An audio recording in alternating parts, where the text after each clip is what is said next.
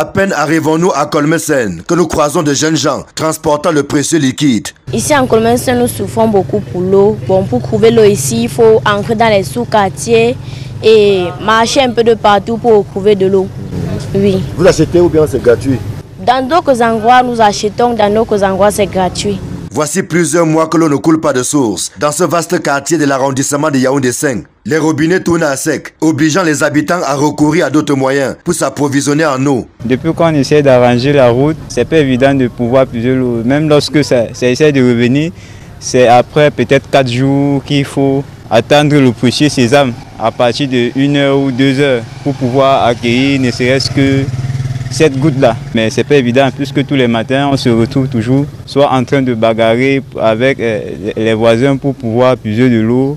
Ce puits, par exemple, a plus de 20 ans d'âge. Dès 5 heures du matin, il est pris d'assaut par une nombreuse foule, venue des coins et recoins de Kolmesen, mais également du quartier voisin, Mimboman. Puisque l'eau, c'est la vie. Si on refuse l'eau, qu'est-ce qu'ils vont devenir? Puisque les gens quittent du lycée Bilek, partout, on me sollicite beaucoup.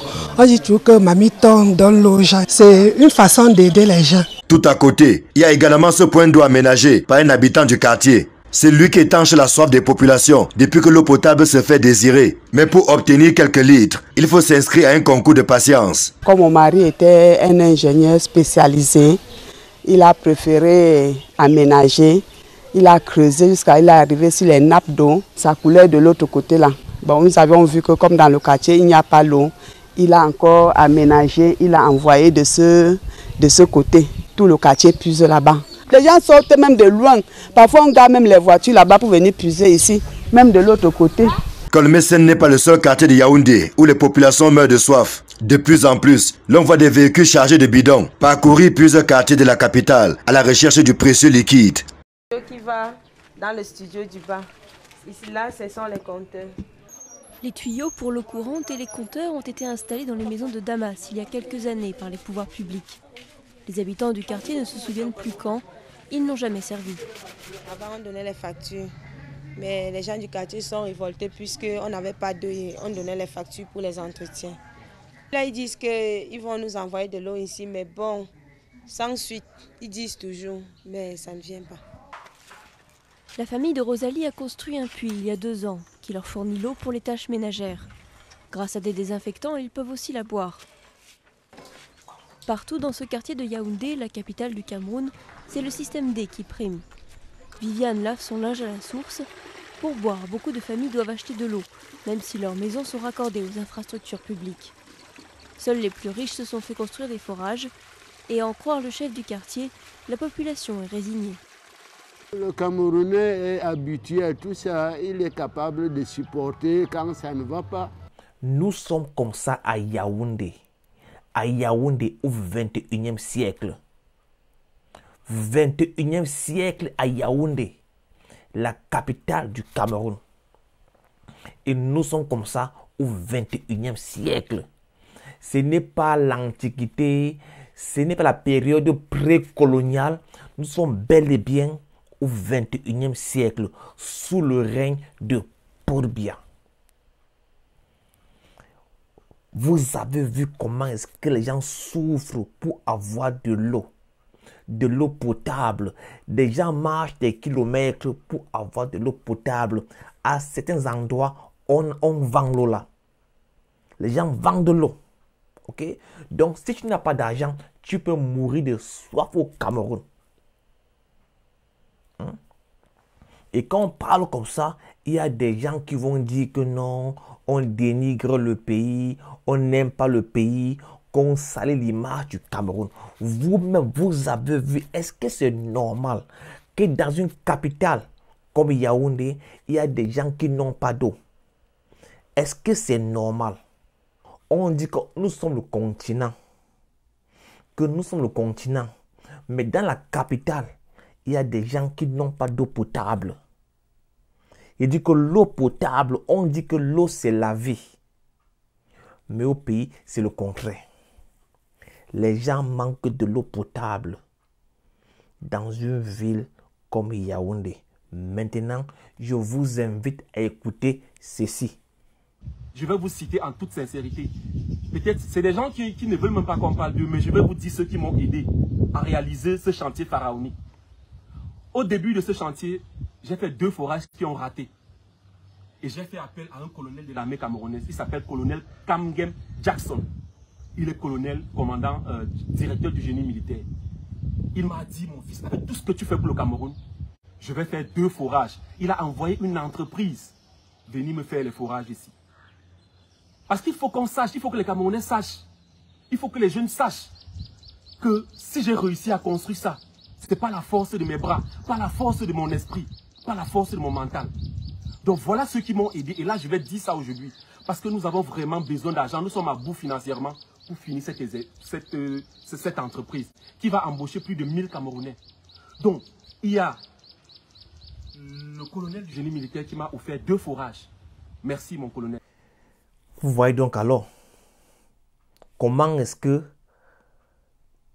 le gouvernement ou encore l'armée camerounaise construit 2 forages chez un individu. Je n'ai pas inventé, le gars l'a dit lui-même. Steve a dit que le génie militaire, le commandant ou le colonel Kamgem Jackson, le gars a fait construire chez Sifa 2 forages dans le business d'un individu. Ce n'est pas un lieu public, mais c'est un business qui rapporte les dos. Et pour vous embrouiller, Steve a vous dit que non, que sa famille va employer 1000 Camerounais. 1000 Camerounais. Selon moi, c'est mon avis, c'est mon opinion. Vous êtes libre d'accepter ou de refuser. Je ne pense pas que la famille peut employer 1000 personnes. 1000 personnes. Je ne pense même pas que le Hilton de Yaoundé emploie 1000 personnes. 1000. I do not think so. On voit comment le gouvernement offre 2 forages à Sifa. 2 forages. 2 forages dans son business. Dans un way qui va rapporter les dos pour lui. Ok? Mais pendant ce temps, dans les quartiers, les Camerounais souffrent. Les Camerounais souffrent dans les quartiers, mais le gouvernement offre un forage chez un individu. Parce que le gars aime dire Ayop. Le gars aime dire qu'il est patriote, mais il a 2 forages. Mais pendant ce temps, les Camerounais souffrent. Vous voyez très bien que ce n'est pas les documents, mais c'est la volonté. Les membres du gouvernement n'ont pas la volonté d'aider les Camerounais. Ils n'ont pas la volonté de vous offrir de l'eau potable. Ils n'ont pas la volonté. On a vu ici un maire de Yaoundé. Le gars distribuait comme ça là 2 colos. Ok? Et VP de Londres dit que c'est une récompense. Que c'était 13 000 personnes. Ce qui fait 26 millions. Avec cela, on fait des forages à Yaoundé, dans ton arrondissement.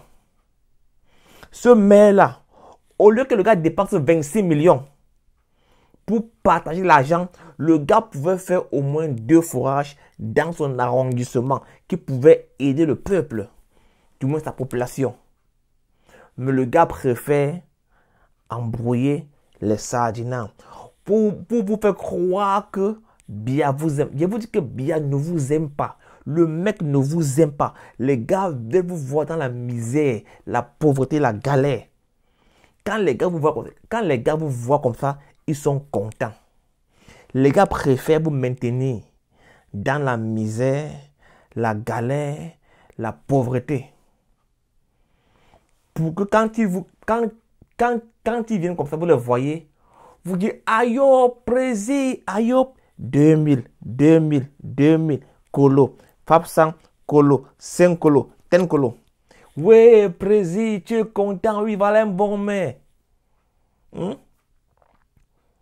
Les gars, honnêtement, les gars, s'il vous plaît, grandissez un peu. Ces gars ne vous aiment pas. Il faut dire non à Paul Biya. Paul Biya ne vous aime pas. Le gars s'en fout de vous. Depuis 2018, en 2018, le gars a été élu. Le gars a fait un seul conseil de ministre. Un seul conseil de ministre pendant un mandat. Pendant un mandat, le mec fait un seul conseil de ministre. Un seul.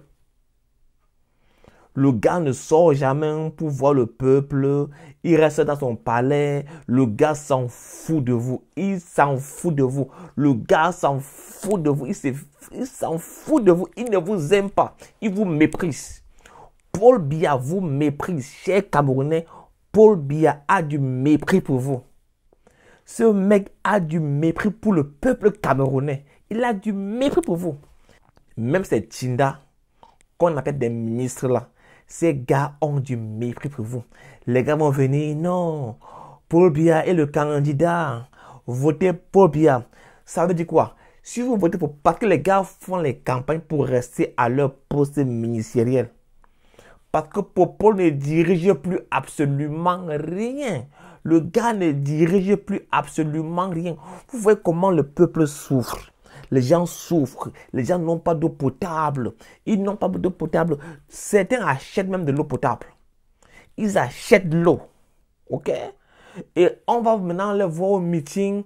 On vous partage l'argent pour vous faire croire que ces gars vous aiment. Ces gars ne vous aiment pas, les gars. Ils ne vous aiment pas. Ils vous détestent. Ils vous détestent. Ils ne vous aiment pas.